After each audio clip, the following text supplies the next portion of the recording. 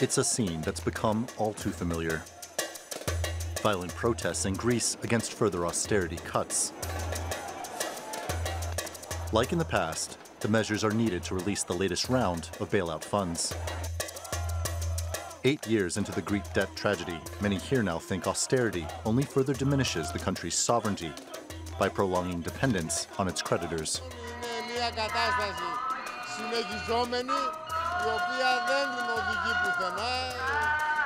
Αν δεν αυξηθεί σε μια χώρα το ΑΕΠ, δεν μπορεί να έρθει η ανάπτυξη. Η κυβέρνηση παίρνει μέτρα, ενώ θα έσκιζε τα μνημόνια κατά όλων των εργαζομένων και των συνταξιούχων για να φέρει περισσότερα πλούτη στους δανειστές τη στιγμή που ο κόσμος πεινάει. The left-wing Syriza party, led by Prime Minister Alexis Tsipras, swept to power in 2015 on an anti-austerity platform.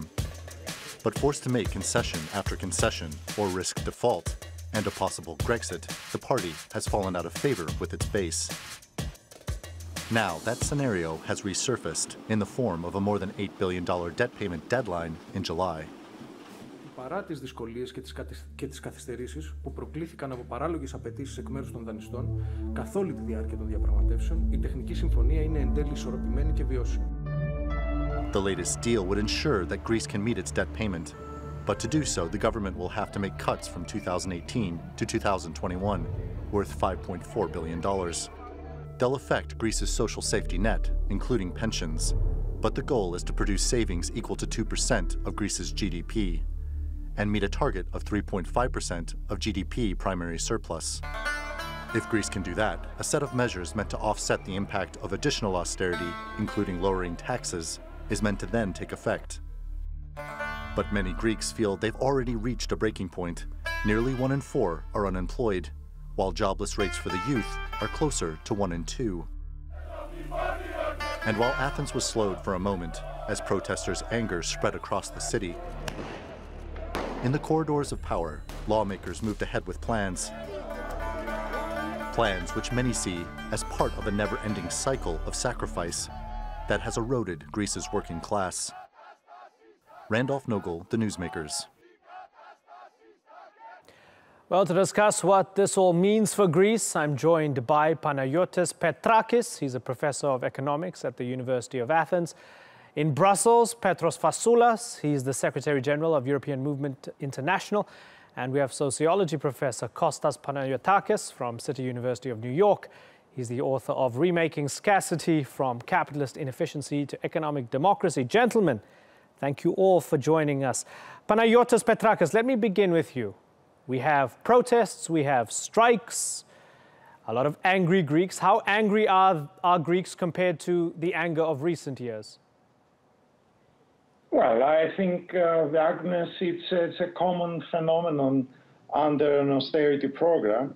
And we are now in the 7th year of recession. Therefore, I think it's a very normal situation in any case. The improvements they are obvious, but they are very slow. Therefore, it was normal to expect some clashes as the ones that we saw yesterday. Okay, Kostas Panagiotakis, is it still the prevailing sentiment that austerity is unfair?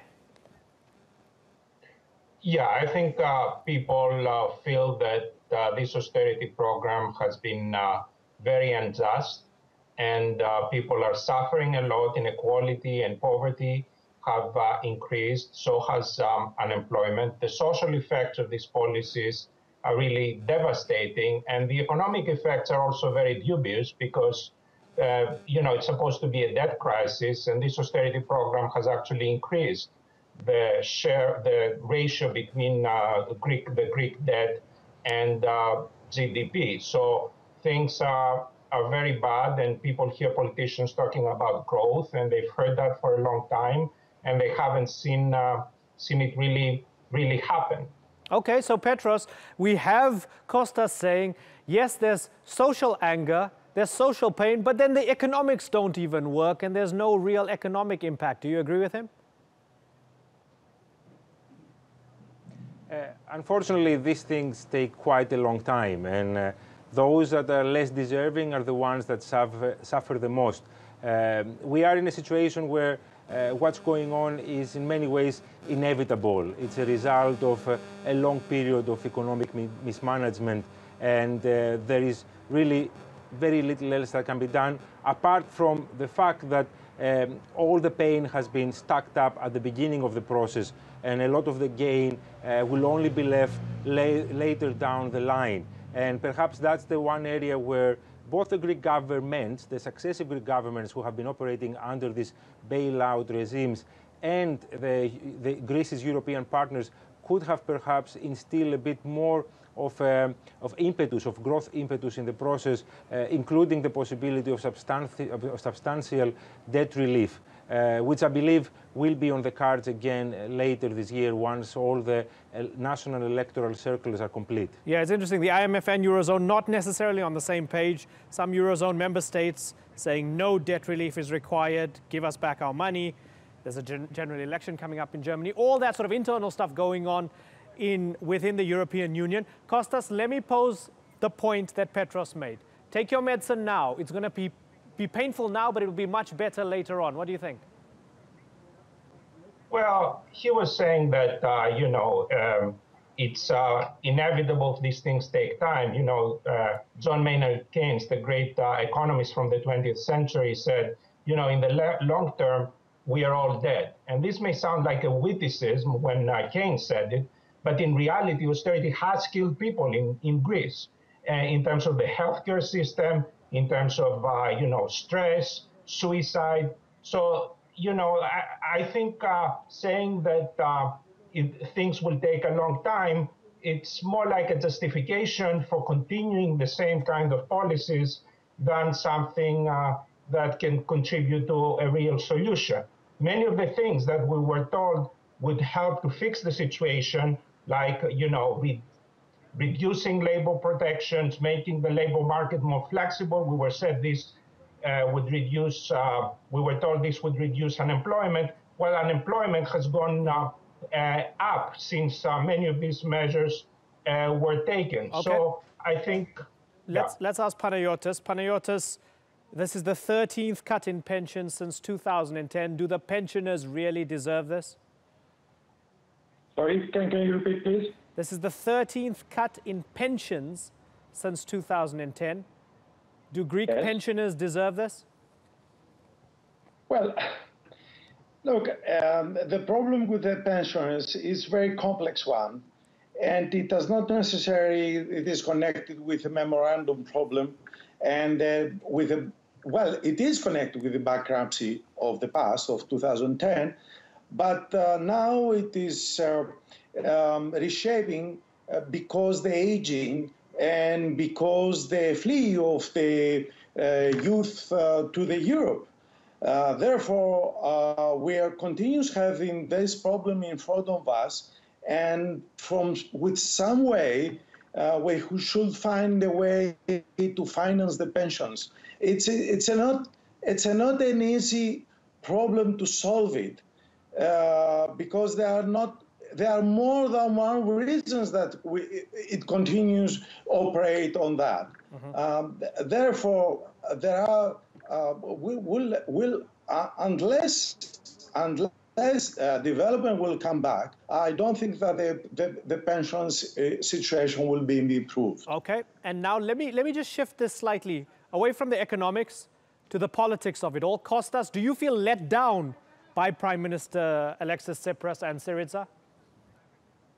Well, I think they basically joined the austerity bandwagon. They got elected promising that they would reverse austerity, but they promised to do it within the frame of the Eurozone, and they claimed that this was possible. And I think when they realized that this was not possible, they made the choice. They prioritized staying within the Eurozone rather than ending austerity. So I think the main contribution that Syriza has made is to put to the test the proposition of whether it is possible to reverse austerity within the Eurozone, and now we know the answer. Kostas, isn't it more plausible that they said a lot of big things when they were in opposition, then they came to power, And then invariably, when you come to power, you have to be more pragmatic because you're dealing with the books. You have the key to the bank account, and they had to be pragmatic and not risk the economic future of their country. Isn't that a more plausible answer?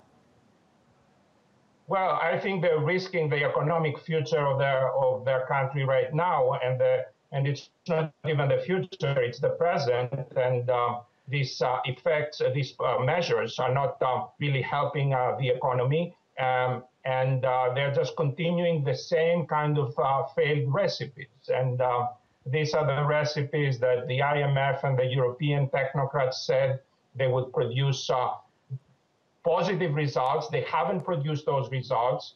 Their sort of predictions have been disproved again and again, and yet they continue the same recipe because their priority is not the welfare of Greek people. Their priority is to make sure that foreign creditors get their money back. Okay. That's the record of the IMF, even outside Greece. Yeah, so let me ask you a question before I pose your answer to Petros. Kostas, let me ask you, the European creditors, the IMF, the European technocrats, as you call them, the Eurozone, have they been fair to Greece at all? Well, I mean, this is not about fairness. This is about the pursuit of their interest. I mean, you know, to tell you the truth, I don't feel disappointed by the IMF. I mean, I'm not surprised by what has happened to Greece. You know, knowing the history of the IMF and what it has done in other parts of the world, you know, this is the same scenario. The new thing, of course, is that now it is being applied to a supposedly, you know, a sort of more industrialized, affluent country like Greece. And the paradox, of course, is that Greece is being turned into a third world country so that it can stay in Europe. It's very ironic. Okay, so Petros, Greece is being turned into a third world country so it can stay in Europe. All those other players are just milking Greece for all it's worth. They don't care about Greece. What do you think? I think we have to look at what has happened over the last years into the context of what was possible within the framework of the European Union. I think Greece was bankrupt for far too long, and it was operating on credit unsubstantially. And when that credit ran out, there was a clear choice to be made whether the country should be allowed to default with all the economic and social hardship that comes with it, or whether the country should be protected from that cliff edge scenario and kept within the family of the European Union with all the benefits that comes with it. There were no easy solutions. There were going to be cost and casualties in both cases. It is clear that the lesser of all evils was to ensure that Greece remained part of the European Union and the single currency by extension. I will agree that the remedies put in place weren't necessarily the best, but the patient remains alive and within the context of the EU. So the bigger issue here is to what degree the European Union as a framework and the Eurozone as a common currency has the necessary structures to deal with situations like this. When a part of it falls into such a situation, loses competitiveness, and risks the possibility of default. And unfortunately, the necessary structures were not in place to address such a situation, and the European institutions and European leaders were as generous as they could be within the framework that was available to them. Going forward, what the European Union and the Eurozone in particular needs is the necessary structures to ensure that when a member state, when a part of the Eurozone gets into trouble, it can be supported in a much more efficient and appropriate way. Okay, and now I want to ask Professor Petrakis his opinion on what he thinks about the kind of social movements that are happening in the country and have been happening over the past few years. We're seeing some movement on the extremes. I remember reading 5 years ago that more than 50% of the police in Athens had been supporters of Golden Dawn on the far right. Police were part of the protests just in the past couple of days in Thessaloniki and Athens and so on. We're seeing anarchist letter bombers. We're seeing all sorts of political movements on the fringes. Are you worried about the political future of your country, sir? No. Those are phenomena that they are connected with the nature of the crisis. The financial nature of the crisis, we knew since 2008 that should expect that it will have such repercussions. It is expected after 8 to 10 years after the crisis will erupt that those movements on the right and on the extreme lefts, but more on the right, should find a way out. And this is something that we observe all over Europe. And I think it's we know the phenomenon, we know what is going on, we know that we should expect something like that, but I think now we're in a turning point, not only in Greece, but in all of Europe, and we'll see in the near future more on that. What gives you, sorry to interrupt you, what gives you such cause for optimism? What gives you such cause for optimism? Is it seeing someone like Macron getting elected in France? Is it seeing the center coming back? What is it? It is not only Macron, it's Spain, it's in Austria. There are a lot of, but we know that if there are a lot of research doing that on this field, and we know that those changes we should expect those changes to take place, and I think we are online. But look, it is not something that we can predict that those phenomena will be eliminated in the near future. We don't know exactly what's going to happen, but I think they are normal. They are connected very close with the nature of the crisis. The financial crisis. They have a period of elimination like something between 8 to 12 years. And it is very normal, because if you try to manage such a crisis, then we end up with making favors to the banking sector, and this is makes angry the people. And this is something observe. Okay, so that's a good point. Kostas, are you willing to trust this government with the 86 billion euro to make things right? No, I don't, but I want to say something. I mean, I know I've seen Mr. Petrakis before. He's a very respected commentator. He's not extreme in any kind of way, but he keep using the word normal about the rise of Golden Dawn, which is a neo-Nazi party. It's the third largest party in the Greek parliament. There is nothing normal about this. When this happens, nobody expected Golden Dawn would be the third largest party just a few years ago. Yep. So this tells you something about what these austerity measures are producing, and this tells you something about the capitalist economic system that creates this kind of phenomena. This is a country that suffered terribly from the Nazis. Sure, good point. So, Professor Petrakis, why are you calling it normal that these neo-Nazis are coming around? This is not a normal situation. First of all, I have to say that after 7 years of depression, I find very, very many things as normal. Sorry for that. But concerning the role of the Golden Dawn, I have to say that we are not sure that it is any more third party. This is something that we have to take in mind. There are, fortunately for the democracy, there are a lot of movements and change in this field. We'll see in the near future what's going to happen. I think it is not normal to have fascist ideas to come up again. Of course it is not normal, but unfortunately there are certain things that take place. And, in some countries, those phenomena are more serious. I'm speaking about North Europe, and I don't want to refer to such specific countries. But of course, we are facing with the failures of the policy that were implemented in Greece. It is, and I want to comment on before. It was not a fairness or unfairness of the IMF. But it was, there were mistakes, and we know all these mistakes. We know those mistakes now. Okay. And I'm sure that if we live again, they will not make the same, but they happen. Okay, so austerity has been around for a while. Greeks have been tightening their belts, 86 billion euros being unlocked. Let's see if this helps the economy and helps Greek society. Interesting to see how this plays out politically as well. Lots to talk about over the coming months and maybe even years. Gentlemen, it's been a pleasure picking your brains and talking about Greece. Thanks so much for coming on the program. I've got to wrap. Bye-bye.